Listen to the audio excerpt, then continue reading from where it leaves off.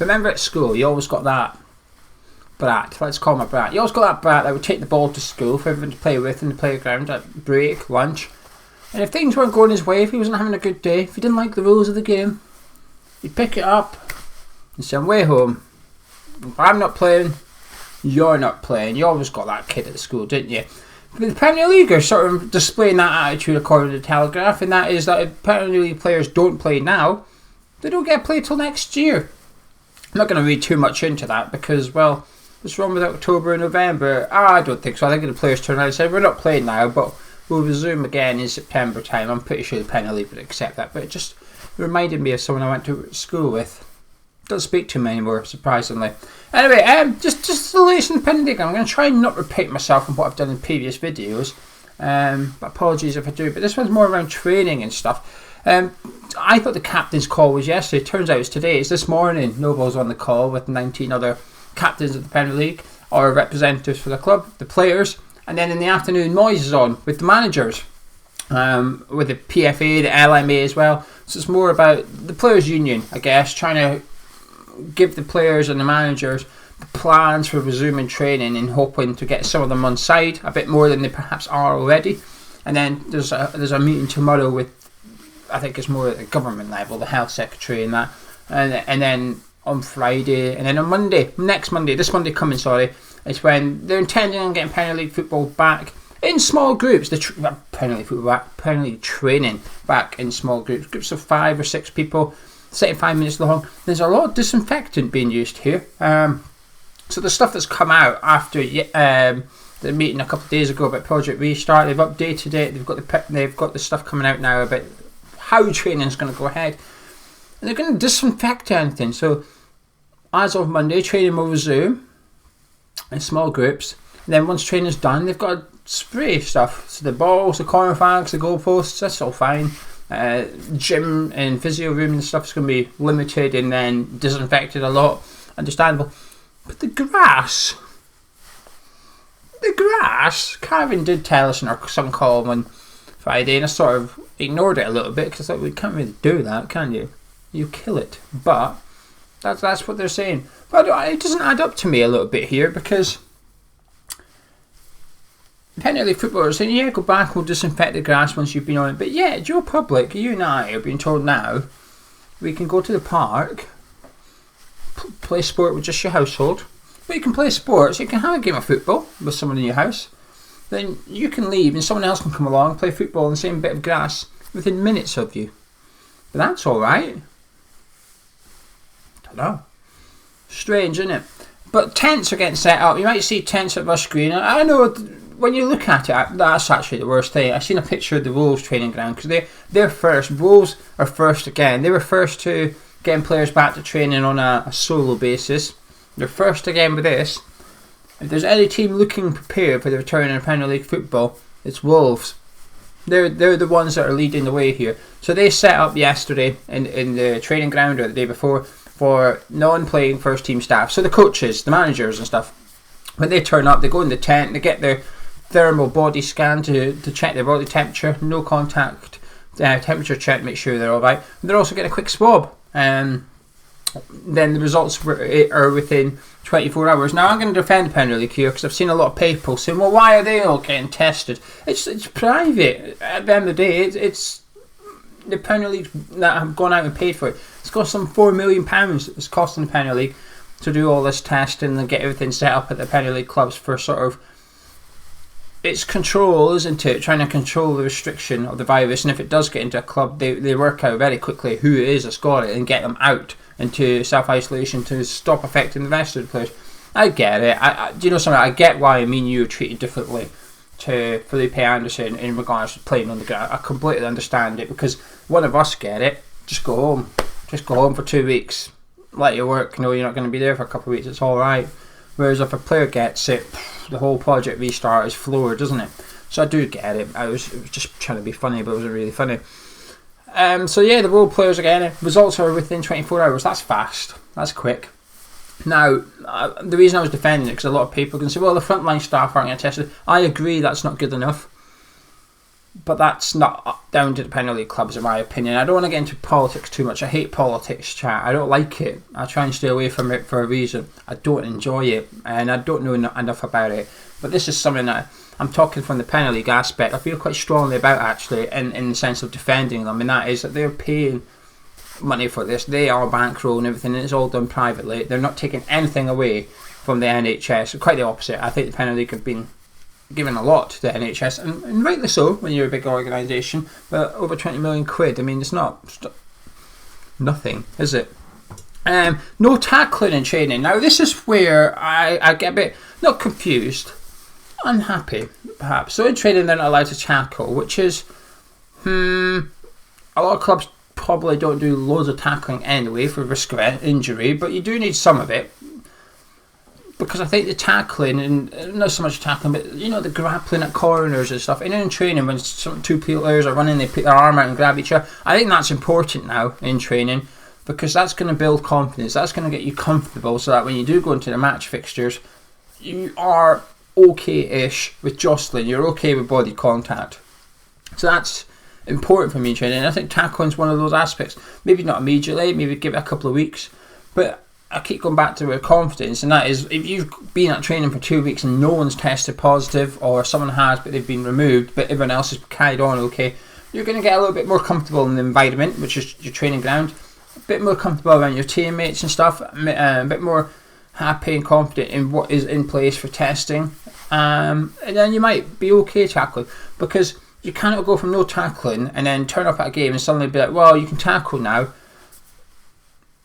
I don't like that idea. I think we've got to reflect as much match day stuff in training as possible, especially now than ever, just to get players' confidence up, to get their comfortable up. Now in the games, this is the mental rule that's coming out. In games, players are going to be told to turn their heads when tackling. Leave it out. It's impossible. Anyone that's played football knows it's not even worth getting upset about here, because you just can't do that.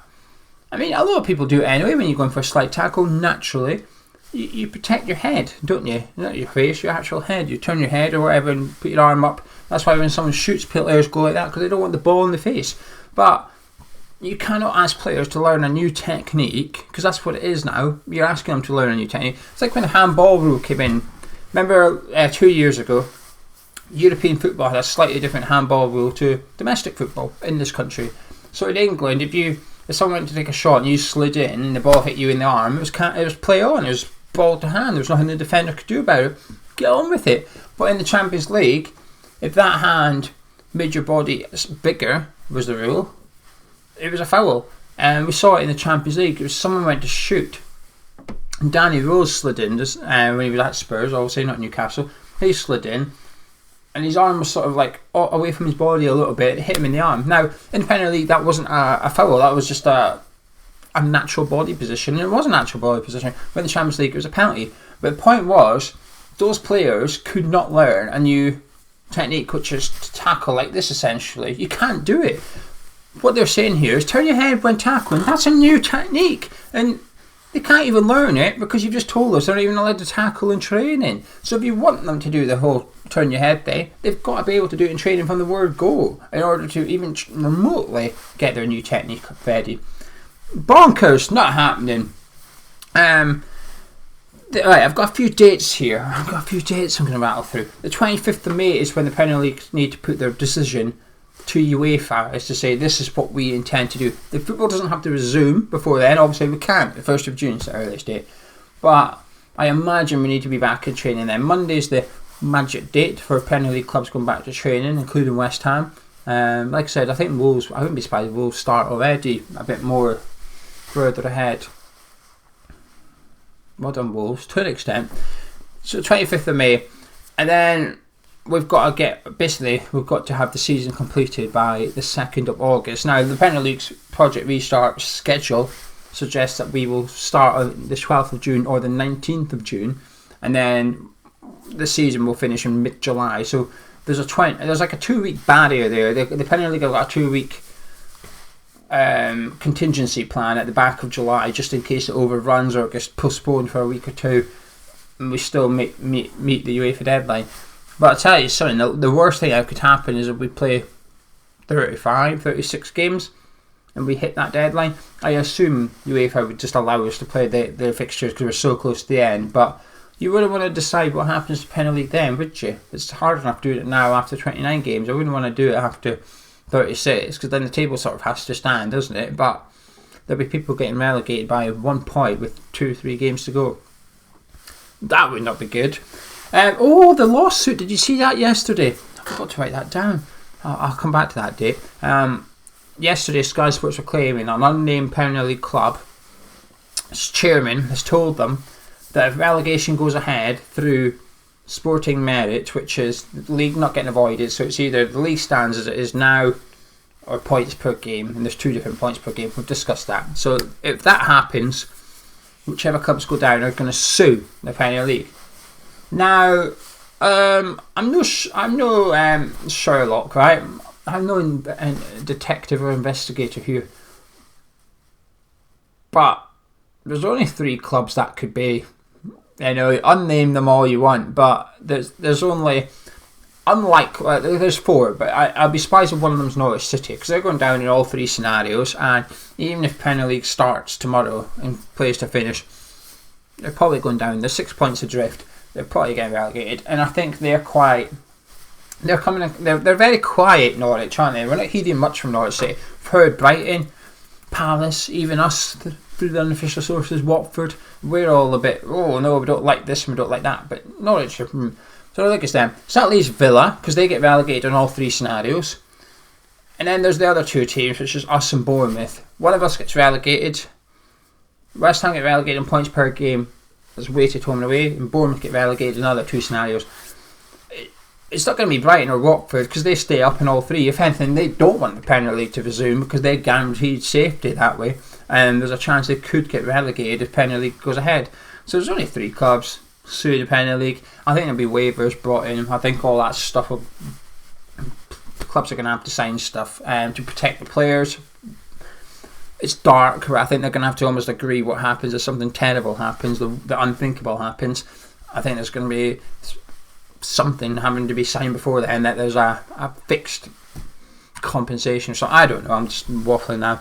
But yeah, the other big date, because a couple of people asked me after yesterday's video what's happening with out of contract players, because obviously the longer this rumble's on, the more out of contract players are going to be impacted by. And on the 23rd of June, this is the magic date. I've mentioned it in a couple of videos, so I don't want to mention it again, but I'm just answering these questions. 23rd of June is when the clubs have to decide something with the players whose contracts are expiring on the 30th of June. There's 3 options. A, they get a new deal, so another year. B, they get I think it's just like a new contract, but it's not really a new contract, that makes sense. I think it becomes a rolling contract, so they remain at the club until the Premier League's finished. So for example, Zabaleta, let's use Zabaleta. West Ham got 3 options. We either give him a new contract till next summer, summer 21. We give him the rolling one, which is you stay until the Premier League's finished. So if the Premier League finishes in mid-July, he's a West Ham player until the end of July, and then he can leave on the 1st of August. So West Ham aren't tied into anything. And then the third one is we say to Pablo, we don't need you. Even when the Premier League resumes, we still don't need you. We're not paying you any more wages as of the 30th of June. So then, as of the following day, which is the 24th of June, Zabaleta's free to negotiate a contract with any other club he wants to. But the 23rd is the magic date. Obviously, if Zabaleta was to then move to another Premier League club on the 1st of July, which is perfectly legal to do should we not agree on anything, he won't be able to play for that Premier League club because of player registration. But this is where it all gets a bit nickety-pickety, isn't it? Because they're talking about expanding the 25-man registered squad to include players that are back from injuries and stuff, to help with the match fitness and so on and so forth. But what happens if a player signs one on 1st of July and they say, well, you can now have more players? I don't think they're going to allow new signings for it, though. I know Zabaleta is a poor example, but we're West Ham fans. I'm using him. This is more key to Ryan Fraser, Williams and Adam Lallana, players that could actually turn up to a club and have a big impact immediately. Zabaleta might, to be fair. Anyway, that's it really. I just thought I'd update the news and stuff. The training's back. you'll see tents at Wolves. They're a bit noticeable, but the worst thing is I've seen tents at Rush Green for the tests and the checking. They don't stand out very much, do they? Do you know, you see the ones that you would see it like in the Arsenal's training ground and think, oh, that's an eyesore, there's something going on there, it looks a bit military, something like out of a sci-fi film. You see at Rush Green, it blends in, it looks like it's meant to be there. It's terrible, isn't it? Anyway, check out Gonzo's video. There's no cup of tea this week, just because there's not a lot of West Ham news to talk about, but we'll be back next week, hopefully. I'm waiting for Gonzo to send me footage so we can get the next video that's getting heavily edited. So if Gonzo's done a video, when Gonzo does a video, in the comments, write something, whatever you want. Put something like, hurry up and send Gio the footage. Gio's waiting for the footage. Gio and Charlie need to edit the next video. Everyone comment that. Wind him up a little bit. Let's have a little game. Anyway, yeah, thanks. Thumbs up if you like it. Subscribe if you're new around here. And I'll be back tomorrow with some Premier League news probably. Catch you in a bit.